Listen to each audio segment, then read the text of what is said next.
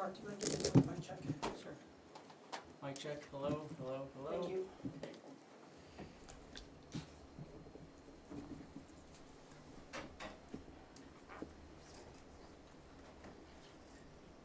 Thank you so much, Hadi Barone, for taking the time to talk to us. Oh, yes, absolutely. Certainly. I'm willing to take any questions or, Did you expect anything? I mean, did you expect? Give us your reaction. sure, I, without a doubt, we're disappointed, the defense.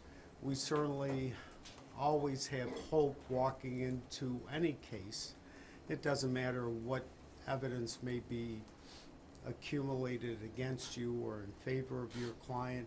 That's really academic. What you hope for in any case, regardless, especially in a case like Mr. Matar's, is that the system works for you. It's you especially are concerned with protecting your client's rights, making sure that he's provided with every right he's entitled to, and that the process and the system works. Of course, we're disappointed. We were disappointed in several of the court's decisions during the trial, and all you can do in a situation like that is to persevere. You have to keep moving and protect the record, and I think that's what we did. So our plan at this point would be to prepare for sentencing. First, we have some post-trial motions we're going to file, and that's standard procedure. It's nothing unusual, but it's something we have to do within the next 30 days. So we'll make sure we get those filed, and then we move on from there to address the sentencing issue. And certainly we have a client who's got no prior record, a client who's really never been in trouble, never been arrested, no issues. And so that's something we want to make sure that we're fully prepared for, is the sentencing itself. And so that's something we'll move on. And after sentencing, regardless of what it is, we'll then file our notice of appeal with the 4th Department, the Appellate Division, and pursue any appealable issues we think were made during trial, either by the court or by prosecution or whatever it may be. But that's part of the reason of protecting your record, is so that you can take care of any issues you think were made during the process. Having that video make it very difficult for you to defend this case?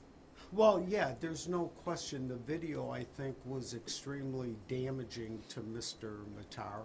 I think that the prosecution certainly were aware of that. They made use of the video. And, you know, it's that old expression, a picture is worth 1,000 words. And so certainly it's sometimes difficult to overcome the emotions that are either, one, the emotions that are generated by any video or photograph, that in and of itself can be emotional for a juror. And secondly, they're given some information. It's much more difficult to argue or to put aside a video or a photograph than just something you may hear about. So yeah, there's no question the video was difficult for the defense. And you sat there at the table with Mr. Matar for a little bit. Do you care to share any of the reaction that he had to the verdict? Well, I don't mind sharing the things or his feelings. He certainly, like I said, he was disappointed. But at the same time, I think that some of the discussions I had with Mr. Matar, that I do with every client, is to prepare them before trial. And it's something you look at before trial. You weigh all your options. After trial or during trial, you advise your client what the possible outcomes can be. And you also discuss with your client any options that he has available to him, depending on what the verdict may be.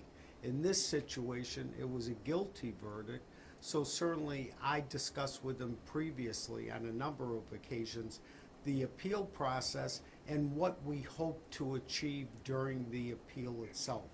And of course, I represent Mr. Matar on his pending federal matters, so that's a whole different issue. But yeah, so he was disappointed, but I thought, quite frankly, that he was well prepared for the verdict, regardless of what it was. And he's been completely receptive to anything we talked to him about and explained to him, and he's been understanding of things. So yeah, I had no issues with Mr. Matar, and we're prepared to go ahead with working on our sentencing memorandums now.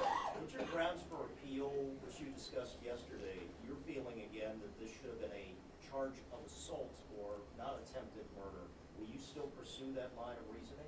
Yeah, at this point we would. I think that, and again, I made an exception today to the jury instructions, indicating to the judge that we believe that should have been included as a lesser considered charge, the assault.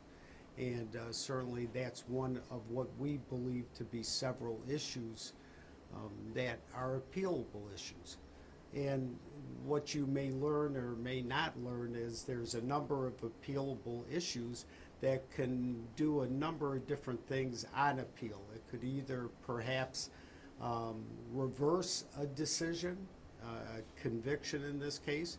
It could send one back for reconsideration. The issue of sentencing could be an appealable issue. And certainly there were offers that were made prior to trial, depending on what the judge decides to do at the time of sentencing, could of course dictate or warrant an appealable issue regarding sentencing itself. So those are, yeah, there's a number of different things we're considering. We will address some issues on our post-trial motion that we'll submit within 30 days. And for example, that's asking the court to set aside the verdict as against the weight of the evidence, standard motions like that. Ned, do you have any timeline for the federal charges? No, we're just in the discovery process, so quite frankly, I think that we wouldn't be looking at any type of suppression hearings or motions until late spring. And Mr. Barone, again, yesterday you had said if we could get you again today with everybody here, you were feeling that this charge of attempted murder was really very publicized and perhaps really it was done because of the publicity, I believe you would say. Yeah, I agree with that, and I think, at least from my perspective and my opinion, I think that you had a alleged victim in this case that was very public. He's an individual that's well known, he's internationally known, and I think that in and of itself generated a great deal of publicity. And I've always said this, whether I'm right or I'm wrong, I think over the years one thing that you'll see is that certain victims, whether they're actual victims or alleged victims, certain victims can warrant different attention on different cases. And I think, unfortunately, the notoriety of Mr. Rushdie certainly didn't help in how this case may have been presented. And we believe that it was overcharged. We believe that the indictment was excessive. We believe that it should have been a lesser charge than the attempted murder. Obviously, the jury felt differently. And of course, one thing I've always said is that the job of the juries in this country are very difficult. Nothing's easy, and this jury was no different. Look, as far as the jury's concerned, they worked hard at it. They spent a lot of time at it. They went through the the selection process, and that's something you always have to recognize. Whether you agree with the jurors' decision or not, they worked hard at it, and that's something you always, I believe, should respect. But that doesn't mean I agree with it. Thank you. Thank you so much. Thank you, everyone.